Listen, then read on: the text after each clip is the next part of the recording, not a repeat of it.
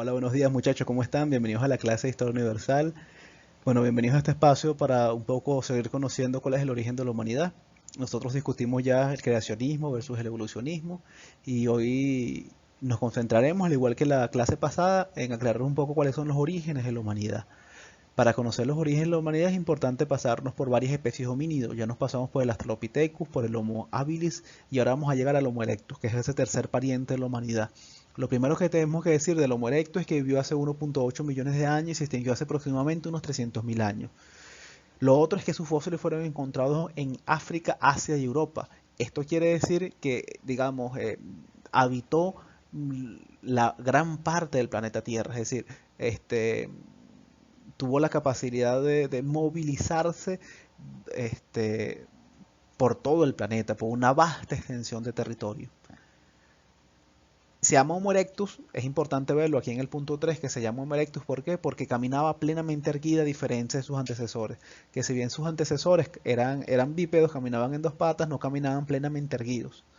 Lo segundo que tenemos que decir es que fabricaban herramientas, igual que el Homo habilis, pero este perfeccionó la dinámica de fabricación de herramientas. Llegó a hacer incluso unas cosas que se llaman raspadores, que eran unos tipos de rocas que se usaban para quitar la piel de los animales y para curarla. ¿Qué quiere decir eso? Bueno, que ya había un dominio de la técnica, porque yo para fabricar una herramienta, primero que tengo que saber qué tipo de material voy a usar, pero también además cómo la voy a tallar y cuáles son los tallos necesarios para hacer, para que eso funcione y además tenga durabilidad. Esto nos pone bajo la pregunta, ¿verdad? Que ya había una transmisión cultural allí, había una transmisión del lenguaje, que le permitió al Homo erectus adaptarse durante tanto tiempo a las condiciones del planeta que eran bastante gélidas y bastante fríos. El Homo erectus se adaptó bastante bien al planeta, desarrolló herramientas, pero herramientas fundamentalmente de piedra. No logró dominar el metal, como luego sí lo va a hacer el Homo sapiens, un poco más adelante. Digamos, al Homo erectus se le reconoce y quizás fue, digamos, lo más importante que ocurrió en este momento fue este, el dominio del fuego, muchachos. El dominio del fuego ha sido fundamental para la historia de la humanidad. Y fue este homínido que fue el Homo erectus el que pudo lograr dominar el fuego. Antes de eso, el fuego es una cosa misteriosa que aparecía en la naturaleza, no había una razón por qué sucedía, pero lo que sí estaban claro en ese momento es que tenía algunas funciones. Por ejemplo, antes de dominar plenamente el fuego, antes de hacer el fuego, seguramente las primeras comunidades quisieron proteger el fuego. ¿Cómo proteger el fuego? Es decir, una vez que el fuego se generó naturalmente, yo agarro algo, preservo el fuego, es decir, agarro algo, le prendo fuego a algo y estoy constantemente para que ese fuego no se apague. Así que constantemente estoy alimentando ese fuego para que ese fuego pueda vivir y perdurar.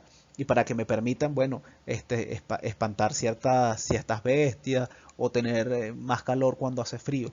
Así que se dice que lo primero que logró dominar la humanidad fue preservar el fuego. Incluso hay algunos paralelismos. Por ejemplo, allí en Francia, ¿cómo se llama esto? En el Arco del Triunfo hay un monumento a un soldado, que puede ser cualquier soldado francés, y el homenaje es que siempre ese fuego se mantiene vivo, ¿sí? Siempre está vivo y siempre lo están alimentando y ese fuego nunca se apaga, que es una especie de monumento. Y ese fuego hace analogía también a que alguna vez la humanidad también tuvo que hacer eso para poder sobrevivir. Ahora, una vez la humanidad logró dominar el fuego, es decir, logró hallar la manera de hacer fuego, lo primero que tenemos que ver es que cuando nosotros descubrimos cómo hacer fuego fue una cosa mágica, fue una cosa casi religiosa, es decir, es un fuego que nace casi de la nada. Pero eso que nace de la nada ha producido una serie de cambios en la humanidad. Y el primer cambio tiene que ver, muchachos, con la cocción de nuestros alimentos. Si bien ustedes ahorita no pensarán comerse un trozo de carne cruda, en ese momento no había más remedio. Si no había más remedios porque esa era la única forma de comerse la carne. Bueno, con el dominio del fuego de la humanidad, lo primero que nosotros tenemos que decir es que empezamos a cocinar nuestros alimentos. Y con la cocción de estos alimentos nosotros pudimos variar la cantidad de cosas que nosotros podíamos comer.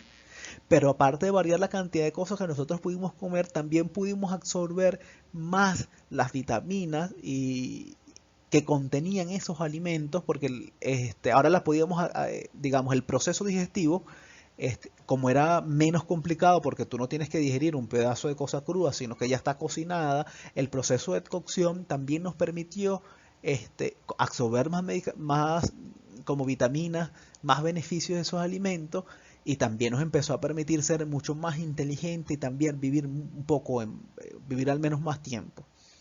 Este, el fuego, lo otro que generó fue permitirnos adaptarnos a nuevos hábitats, es decir, donde hacía frío, ya yo me puedo adaptar a esa hábitat porque domino el fuego. Cocinamos estos alimentos, como ya dije, lo último, mantenerse a salvo a, de distintos depredadores, porque ustedes saben que ciertos depredadores que habitan en la naturaleza se mantienen alejados del fuego, porque obviamente les hace daño. Así que el fuego le permitió a este homínido vivir, la posibilidad de vivir, de aumentar su capacidad cerebral, de tener más vitaminas en los alimentos. Es decir, fue una revolución el fuego. Es como la revolución industrial, o sea, lo que generó fue una verdadera revolución en la humanidad, dominar el fuego. Es importante ver, muchachos, que también nos permitió, bueno, dar luz y ver en la oscuridad. Ustedes se imaginarán que en un lugar habitados por una serie de depredadores, la noche significaba, digamos, era como un sinónimo de la muerte, porque estabas al acecho de cualquiera. Cualquiera podía, digamos, matarte, podía quitarte la vida precisamente porque no tenías capacidad para ver, porque no había tampoco, como no había la capacidad como para huir, no podías huir de noche porque no ibas a ver hacia dónde ibas a ir.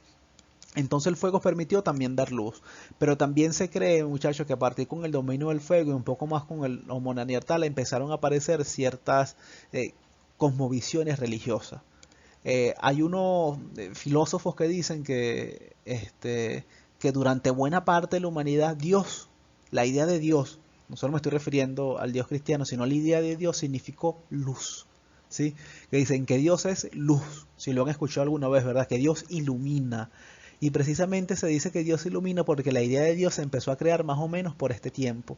Y se empezó a crear más o menos con este tiempo donde el mundo era plena oscuridad. Y por lo tanto, la respuesta mágica religiosa era que el Dios era luz. Y esa idea de Dios luz todavía se mantiene para muchas religiones. Ajá, el otro homínido, muchacho, es el Homo neanderthalis. El Homo neanderthalis es un pariente también bastante cercano con la humanidad. De hecho, bastante cercano del Homo sapiens, habitó con el Homo sapiens, se relacionó física, sexualmente con el Homo sapiens. De hecho, en algunas comunidades, por lo menos el 1% del ADN es un ADN neanderthalensis.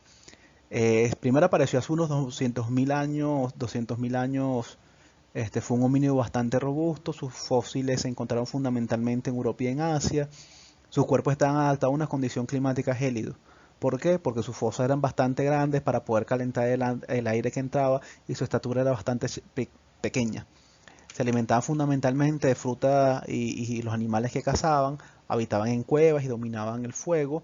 Y lo otro que tenemos que ver es que fueron las primeras especies en enterrar a sus muertos con utensilios. Entonces aparentemente entierro de muertos con utensilios nos quiere decir que también había una especie de religiosidad, había una especie como de entendimiento de vida después de la muerte. Nosotros nos encontramos aquí que la humanidad ya le están haciendo la condición de, digamos, la explicación mágica religiosa de dónde venimos y hacia dónde vamos, que esa pregunta como existencial, hoy, digamos, reflexionada muchas veces desde la filosofía, ya los homos neanderthalensis, empezó a aparecer esa respuesta mágica religiosa en ese momento.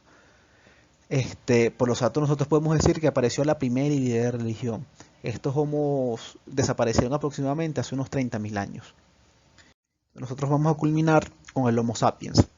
Lo primero que tenemos que decir del Homo sapiens, que es la especie actualmente que somos nosotros, es que apareció hace unos 200.000 años, de unos 200.000 a unos 160.000 años. Sus primeros restos fueron encontrados en Francia, el hombre de Cro-Magnon. Pero si bien sus primeros restos fueron encontrados en Francia y fue el hombre de Cro-Magnon, nosotros, digamos, las investigaciones dicen que el Homo sapiens nace en África. Es importante que vemos que nace en África y se traslada a Europa y se traslada a Asia y luego se traslada a América. ¿Sí? Entonces, lo que queremos decir es que fueron encontrados, aunque sus primeros restos fueron encontrados en Europa, es porque se trasladaron desde África. Eran más altos que los neanderthalenses y más hábiles para la caza. perfeccionó la talla de hueso y de piedra, desarrolló la agricultura, que fue un evento fundamental, que nosotros luego lo vamos a ver, que se va a llamar la Revolución Neolítica, y también el Homo sapiens, o entre el Homo sapiens y el Homo neandertales, van a aparecer como las primeras manifestaciones artísticas que se van a conocer como la pintura rupestre. Todavía seguimos existiendo, obviamente, no sabemos hasta cuándo, pero seguimos en la lucha, y esto es un poco, ¿cómo se llama?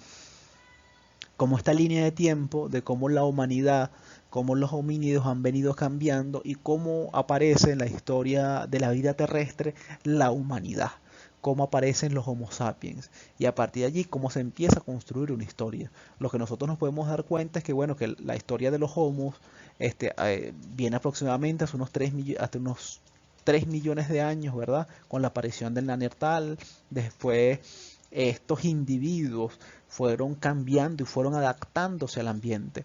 A diferencia, por ejemplo, yo creo que ya le echaba el cuento, pero a diferencia, por ejemplo, que algunas especies animales adaptaron su sistema biológico para sobrevivir a nuevas condiciones ambientales, los homos se adaptaron a partir de una condición cultural. Es decir, su adaptabilidad no dependió necesariamente de un factor genético, sino de un factor cultural. Y ese factor cultural fue el aprendizaje, la capacidad de generar cultura, la capacidad de generar saber, la capacidad de generar conocimiento, fue la que sin duda le permitió a la humanidad sobrevivir durante tanto tiempo.